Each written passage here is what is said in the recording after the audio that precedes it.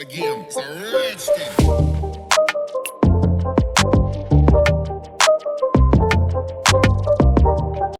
So hello everyone.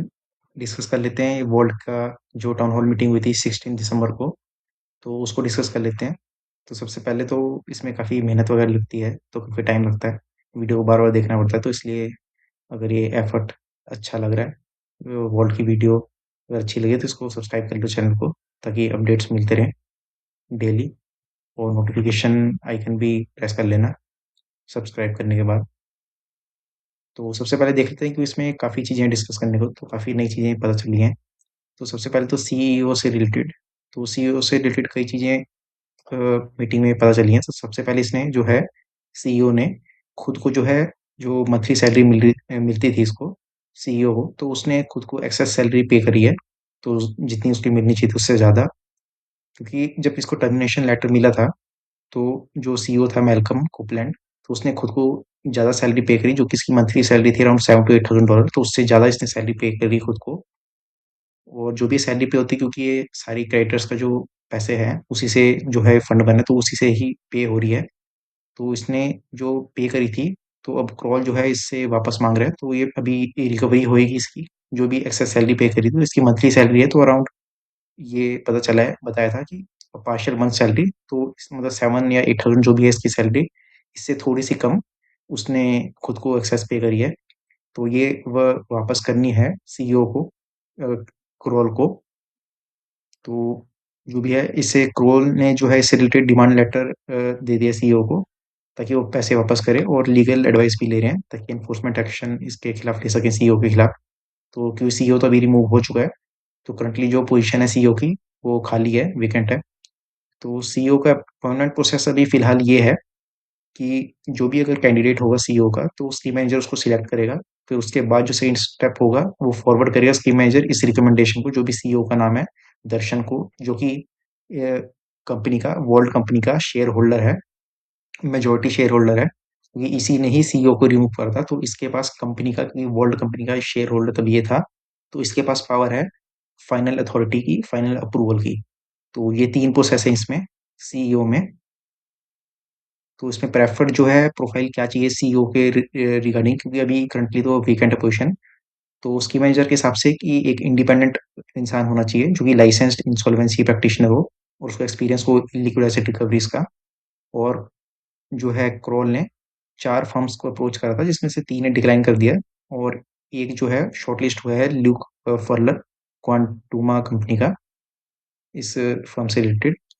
और बाकी जो है, क्रेडिटर्स जो है प्रेफर कर रहे हैं कि जो सीईओ हो वो क्रेडिटर ही हो, कोई इंडिपेंडेंट ना हो, क्योंकि अगर क्रेडिटर्स में से ही कोई होगा पर्सन, तो क्रेडिटर्स के लिए ज़्यादा ठीक है।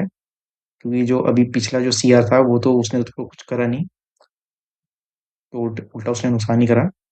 तो क्योंकि इसलिए इसलिए भी, क्योंकि अगर ये इंडिपेंडेंट जो है, जो कह रहे हैं कि इंडिपेंडेंट जो है, ये इंसॉल्वेंसी प्रैक्टिशनर जो भी होगा, इंडिपेंडेंट सीईओ, क्या पता वो उसका जो हो, वो दर्शन को जानता हो, या उससे कोई उसका वो इंटरेस्ट हो, कन्फ्लिक्ट ऑफ इंटरेस्ट हो सकता है। तो इसीलिए जो है, जो सीईओ होना चाहिए क्रेडिटर्स के हिसाब से, एक क्रेडिटर ही होना चाहिए क्रेडिटर्स में से ही। क्योंकि जो है फाइनल अप्रूवल अथॉरिटी तो दर्शन के पास ही है। तो फ्यूचर सीईओ का क्या रोल है और बोर्ड स्ट्रक्चर कैसा रहेगा, तो अभी तो फिलहाल जो है, सीईओ का न्यू अपॉइंटमेंट होना है। फिलहाल अभी जो है, सीआर का रिप्लेसमेंट भी होना है, पर वो अभी नहीं हो सकता, क्योंकि अभी कोर्ट में प्रोसीडिंग्स चल रही हैं, जो कि अभी जनवरी में होनी है, जो प्रीवियस वीडियो में डिस्कस करा था। तो जब वो कंप्लीट हो जाएंगे, उसके बाद ही हम कर सकते हैं, क्योंकि नहीं तो फिर अननेसेसरी डिले होंगे। क्योंकि अभी सेकेंड डिस्ट्रीब्यूशन जो है वो टॉप मोस्ट प्रायोरिटी है, और क्रेडिटर्स जो हैं उनको इन्फॉर्म करा जाएगा, जो भी की आउटकम्स होंगे बोर्ड मीटिंग के, क्योंकि अभी तो फिलहाल बोर्ड में एक ही पर्सन है, तो सॉरी 2 पर्सन है, स्कीम मैनेजर और सीआर, और दोनों के बीच में अभी इशू चल रहे हैं।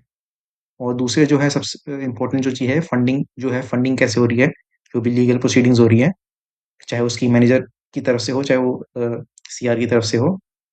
क्योंकि स्कीम मैनेजर जो है, वो स्कीम के अंडर उसके पास राइट है कि वो फंड कर सकता है लीगल एक्शंस। और सीआर जो है, उसको अप्रूव ये यूज़ करने के लिए फंड्स, लीगल एक्शंस के लिए, तो उसको बोर्ड का अप्रूवल चाहिए, जो कि उसको मिल नहीं सकता, क्योंकि अगर वो मांगना भी चाहे तो स्कीम मैनेजर और सीआर ही हैं बोर्ड में, तो फुल बोर्ड बोर्ड अप्रूवल के लिए उसको उसकी मैनेजर का अप्रूवल चाहिए, जो वो उसको देगा नहीं। तो इसलिए उसने जो है दूसरा रास्ता चुना। उसने भी जो है मतलब वो क्रेडिटर्स के पैसे मारे। तो जो सीआर ने क्या करा कि उसने जो है अपनी लीगल जो कॉस्ट है वो क्रेडिटर्स के पैसे से ही फंड करी। वो बोर्ड के एम्प्लॉयज को प्रेशर करके, वो कैसे, वो देखते हैं, भी आगे देखते हैं। तो उसने जो है जब ये इसने करा सीआर ने, तो उसके बाद जब क्रोल को पता चला तो क्रोल ने इसे वोल्ट को मना कर दिया कि ऐसा दोबारा होना नहीं चाहिए। तो उसके बाद वो स्टॉप हो गया। पर उसने एक बार के लिए तो मतलब जो है जो भी कोर्ट में प्रोसीडिंग चल रही है, तो उसने हमारे जो पैसे थे क्रेडिटर्स के वो यूज कर लिए सीआर ने। तो जो लीगल कॉस्ट जो थी, जो कि एट क्वार्टरली अपडेट में मेंशन थी, वो कि अराउंड दिसंबर 2025 की 90,000 थी। वो इसी वजह से ज्यादा थी, वो उसने मेंशन कर रखा है कि कोर्ट हियरिंग के एडजर्नमेंट्स हुए, कि मतलब पोस्टपोन हुई। वो इसलिए क्योंकि एडिशनल सबमिशंस हुए, क्योंकि सीआई ने ऑब्जेक्शन लगाई। इसकी वजह से थोड़ा डिले हुआ, तो डिले की वजह से एक्स्ट्रा जो डॉक्यूमेंटेशन और एक्स्ट्रा कंप्लाइंसेस वगैरह करने पड़े। तो उसी वजह से कॉस्ट ज़्यादा ये लेकर चली थी। और जो ये एक्सपेक्टेड कॉस्ट थी 90,000 थी, और जो एक्चुअल कॉस्ट है वो इससे ज़्यादा हुई है। वो इस रीजंस की वजह से। तो ये इसमें बता रखा है। और दूसरा ये कि मिसयूज कैसे करा वर्ल्ड के फंड्स का सीईओ और सीआर ने। तो सबसे पहले कि इसका स्ट्रक्चर ऐसे होता है, जो भी मंथली एक्सपेंसेस जो दिखाते हैं वॉल्ट के क्वार्टरली अपडेट्स में लास्ट में, तो उसमें ये होता ये है कि वॉल्ट जो है सबमिट करता है एक्सपेंस रिक्वेस्ट क्रॉल को। तो क्रॉल जो है उसको रिव्यू करता है कि कितने पैसे चाहिए, फिर उसके बाद रिव्यू करने के बाद अप्रूव करता है। फिर क्रॉल वो मनी रिलीज करता है, जो कि हर महीने करता है वॉल्ट को, क्योंकि एक महीने का जो भी होता है ऑपरेशनल एक्सपेंसेस। तो सीईओ और सीआर और जो वर्ल्ड केयर की टीम है उसकी जो भी सैलरीज है वो भी उसमें होती है, और बाकी जो भी इंफ्रास्ट्रक्चर और बाकी जो भी चीज़ें होती हैं, मंथली एक्सपेंसेस, ऑपरेशनल एक्सपेंसेस, तो वो उसमें इंक्लूडेड होते हैं। तो जो साइनिंग अथॉरिटी जो थी, जो फाइनल साइनिंग अथॉरिटी अप्रूव करने की सैलरीज को, तो उस टाइम जो है वो सीईओ के पास थी, जो भी मेलकम था। तो उसने जो है उसका मिसयूज करते हुए, तो उसने खुद को जो है एक्स्ट्रा सैलरी पे करी। तो और दूसरा, ये तो सीईओ का हो गया। और सीआर का जो था, तो सीआर ने अपने उसके सीईओ के रिमूवल से पहले, तो सीआर ने एग्रीमेंट इससे करा सीईओ से कि तुम रीइम्बर्स कर दो मेरी जो है लीगल एक्सपेंसेस। तो उसको जो है दो टुकड़ों में बांटने का इन्होंने रखा था। तो जो सीईओ तो रिमूव हो गया उसके बाद, जब सीईओ रिमूव हुआ उसके बाद सीआर ने जो है वोल्ड की जो टीम थी, ये सीईओ तो था नहीं, तो फाइनल साइनिंग अथॉरिटी सीईओ था, क्योंकि जो है क्रॉल ने तो पैसे रिलीज कर दिए थे वॉल्ट को। अब वॉल्ट में सीईओ था नहीं जो इसको मैनेज करता। तो सीईओ के बाद जो वॉल्ट की टीम थी वो ही फिर कर रही थी जो भी फंड रिलीज करने थे। तो सीआर ने उनको प्रेशर करा, उसको वॉल्ट के टीम को, ताकि वो फंड रिलीज करे विदाउट ऑथराइजेशन, क्योंकि उसके लिए जो है बोर्ड अप्रूवल चाहिए फंड रिलीज करने के लिए, जो कि नहीं लिया इसने वॉल्ट के टीम ने। तो सीआर ने उसको प्रेशर करके निकलवा लिया। ऐसा मतलब जो भी है इसके मैनेजर ने बताया मीटिंग में। और जो है कन्फ्लिक्ट ऑफ इंटरेस्ट जो है वो क्वेश्चन पूछा था कि क्रॉल का कोई बेनिफिशियल रिलेशनशिप तो नहीं है, जो भी या फिर क्रॉल का या फिर उसके किसी मेंबर का किसी की थर्ड पार्टी से, जो कि क्रिप्टो.कॉम हो या लॉ फर्म्स हो या कस्टोडियन हो एसेट रियल्टी, या कोई और करंट या फिर फ्यूचर थर्ड पार्टी हो, कि उसका कोई पर्सनल कोई इंटरेस्ट हो जिससे उसको पैसे मिले। तो ऐसे उन्होंने मना करा है कि उनका नहीं है कोई, कंफर्म करा है। और स्कीम एक्सटेंशन से रिलेटेड कि वो अगर स्कीम एक्सटेंड करनी चाहें, तो बाई चांस जो है जो सीपीए की आर्बिट्रेशन चल रही है, अगर वो उसमें टाइम्स जो है हमारा सितंबर 2026 तक है आई थिंक, जो भी है, अगर स्कीम तब तक खत्म हो जाती है, अगर स्कीम को एक्सटेंड करना है, तो उसमें वो ब्लॉक कर सकता है कि नहीं दर्शन और उसके बाकी शेयर होल्डर्स। तो उसमें ये बताया कि डायरेक्ट ब्लॉकिंग जो है वो तो पॉसिबल नहीं है, पर इनडायरेक्ट ब्लॉक कर सकता है दर्शन जो है स्कीम के एक्सटेंशन को, क्योंकि स्कीम एक्सटेंशन के लिए फुल बोर्ड अप्रूवल चाहिए। तो क्योंकि बोर्ड में तो है नहीं दर्शन, तो वो डायरेक्ट नहीं कर सकता, क्योंकि अभी करंटली दो बोर्ड मेंबर्स हैं, स्कीम मैनेजर और सीआर, जो कि अभी फाइट कर रहे हैं एक दूसरे में। तो दर्शन ये कर सकता है कि वो सीईओ अगर कोई अपॉइंट होता है नया, तो इस जो सपोर्ट करता है स्कीम के एक्सटेंशन को, क्योंकि वो स्कीम मैनेजर को हटा नहीं सकता दर्शन, ना ही ये सीआर को हटा सकता है। तो वो ये कर सकता है कि अगर उसको इनडायरेक्टली करना है, तो सीईओ जो चाहता है कि स्कीम एक्सटेंड हो उसको रिमूव कर दे, और एक नया सीईओ अप्रूव करे जो उसकी बात माने और जो है स्कीम को एक्सटेंड ना करे। तो ताकि स्कीम ना एक्सटेंड हो, क्योंकि उसके लिए फुल बोर्ड अप्रूवल चाहिए। तो ये पॉसिबल है। तो इसलिए भी ये ज़रूरी है कि जो सीईओ हो वो सीआर सॉरी क्रेडिटर कम्युनिटी में से ही हो, पर जो ऐसा बंदा हो जो ट्रस्टवर्दी हो, ना कि जो अभी जो सीआर है वैसा हो। तो करंट सीआर का क्या चल रहा है, तो उसमें सबसे पहले जो है, अभी कोई क्रेडिटर मीटिंग क्यों नहीं की गई उसको रिप्लेस करने के लिए, तो उसमें लोगों ने पूछा है। तो उसकी मैनेजर ने बताया कि वो इसलिए अवॉइड करी क्योंकि उसकी वजह से फालतू के डिले होते और कॉस्ट ज़्यादा लगती। क्योंकि उसमें इशू ये है अभी, क्योंकि मल्टीपल मीटिंग्स उसके लिए करनी पड़ती, क्योंकि सीआर को रिमूव करने के लिए जो है, हमें वोट्स चाहिए, वो चाहिए मेजोरिटी। और जो कि सीआर ने क्लेम करा है कि उसके पास इनफ वोट्स हैं ताकि वो अपने रिमूवल को ब्लॉक कर सके, अगर मीटिंग होती है वोटिंग की तो इसलिए क्रॉल जो है बाकी ऑप्शंस देख रहा है कि रिप्लेस करने के लिए सीआर को। तो अगर ऑप्शन जो है सीआर को रिप्लेस नहीं कर पाती, मतलब मीटिंग में अगर सीआर को रिप्लेस नहीं कर पाते वोट से, तो क्या ऑप्शन है, तो उसको इन बेसिस पे रिमूव करा जा सकता है, जो कि है ग्रॉस नेग्लिजेंस, या फिर फ्रॉड, या फिर कोर्ट इंटरवेंशन।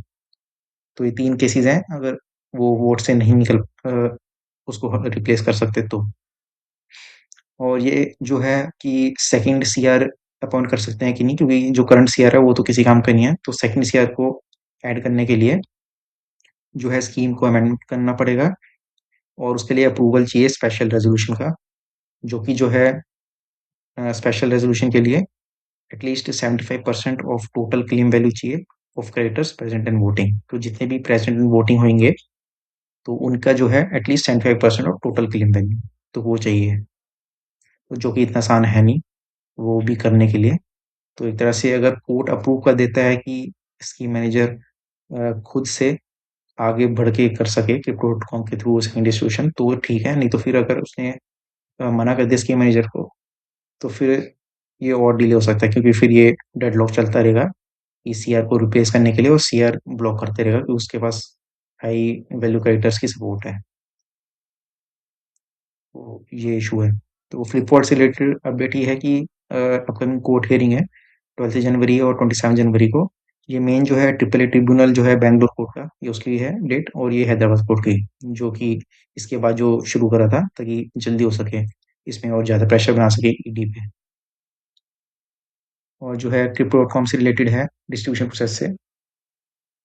तो क्या अल्टरनेटिव है कि जो उन क्रिएटर्स के लिए जो कि क्रिप्टो डॉट कॉम यूज़ नहीं कर सकते, कि कुछ जगह जो है वो अलाउड नहीं है, जैसे न्यूयॉर्क सिटी अमेरिका में, और भी कई जगह हैं कुछ। तो उन जो गिने हुए क्रिएटर्स हैं उनके लिए तो अभी फाइनलाइज नहीं है, पर जो लाइकली ऑप्शन है कि कम्बिनेशन होगा डायरेक्ट टोकन ट्रांसफर का, क्रिप्टो टोकन डायरेक्ट कर दें, या फिर फिएट अमाउंट ट्रांसफर करें वाया कस्टोडियन, जो कि है एसेट रियल्टी, जिसके पास अभी जो भी है डिस्ट्रीब्यूशन के लिए, सेकंड डिस्ट्रीब्यूशन के लिए जो अमाउंट अभी है, जो भी संभाल रहे हैं, तो ये कस्टोडियन है।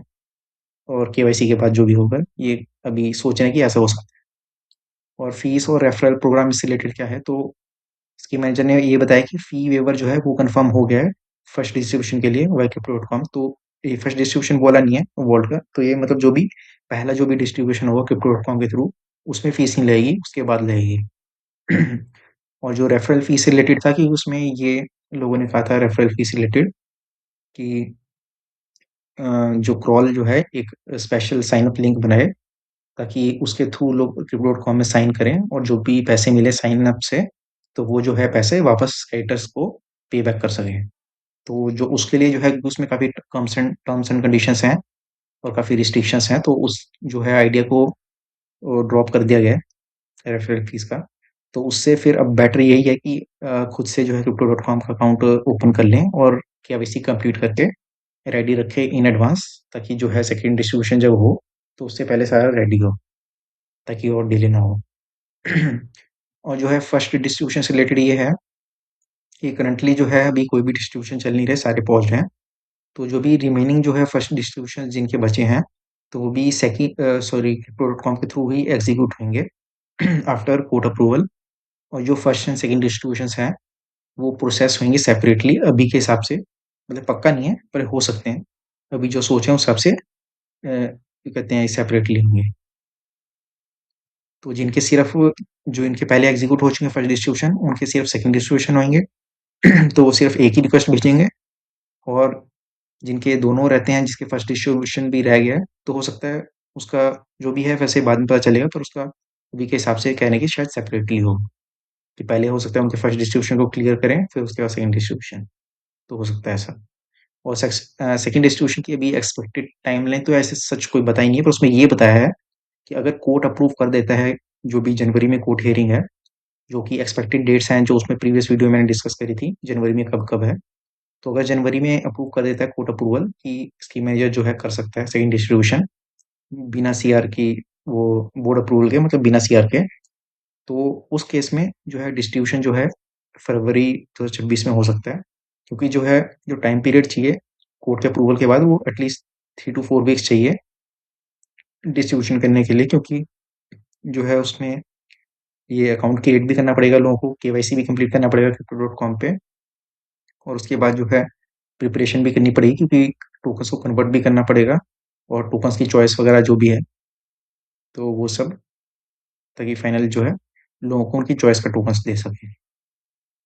और जो है टोकन्स का जो है, जहाँ तक है अभी, जो स्कीम मैनेजर ने कहा है कि जब भी डिस्ट्रीब्यूशन होगा तो वो सोच रहे हैं कि लोगों को दोबारा, क्योंकि केवाईसी अगर दोबारा से होगा तो दोबारा से लोगों को चॉइस मिले कि वो अपना टोकन चूज कर सकें, उनको किस टोकन में अपनी अमाउंट चाहिए, तो कौन से टोकन में उनको चाहिए सेकंड डिस्ट्रीब्यूशन। तो ठीक है, वो बेटर रहेगा थोड़ा, कि जो चेंज करना चाहते हैं तो उनके पास अभी फिलहाल कोई चॉइस है नहीं, तो जो उन्होंने प्रीवियस चॉइस चूज कर रखा है अभी तो फिलहाल वही है, पर उसमें अगर ये हो गया तो ये ठीक रहेगा। तो अभी के लिए तो इसमें यही अपडेट है। तो इसमें काफ़ी चीज़ें पता चली हैं, तो सीईओ तो अभी रिमूव हो चुका है, इसकी जगह वेकेंट है, तो देखते हैं कौन बनता है सीईओ नया। तो पर जो भी बनना चाहिए वो क्रिएटर्स की तरफ से ही बनना चाहिए, जो कि ठीक हो, क्रिएटर्स के लिए काम करे, ना कि उनके अगेंस्ट। और बाकी जो भी है, तो अब तो फिलहाल यही है। बाकी देखते हैं नेक्स्ट अपडेट जो भी रहेगा तो मैं वो डालते रहूँगा। पर जो है इसको सब्सक्राइब कर लो चैनल को, और जो कि है नोटिफिकेशन आइकन वो प्रेस कर देना, ताकि जो भी अपडेट आए वो पता चलते रहे। और जो कि है, जो भी चैनल का कम्युनिटी टैब है उस पे भी देखते रहा करो, ताकि, क्योंकि जो भी अपडेट होता है, अगर वीडियो नहीं डलती है, कोई ज़्यादा इंपॉर्टेंट नई चीज़ होती है, तो मैं उसमें डाल देता हूँ। जो कि अगर जो भी छोटा मोटा अपडेट होता है, वर्ड से रिलेटेड कुछ भी होता है, तो मैं वहाँ पे कम्युनिटी टैब में भी डाल देता हूँ, वहाँ पिन कर देता हूँ। तो वहाँ पे भी जरूर देख लिया करो। तो इसलिए चैनल को जो है फॉलो करते रहा करो, ताकि जो भी अपडेट हो वो मिलते रहा करे।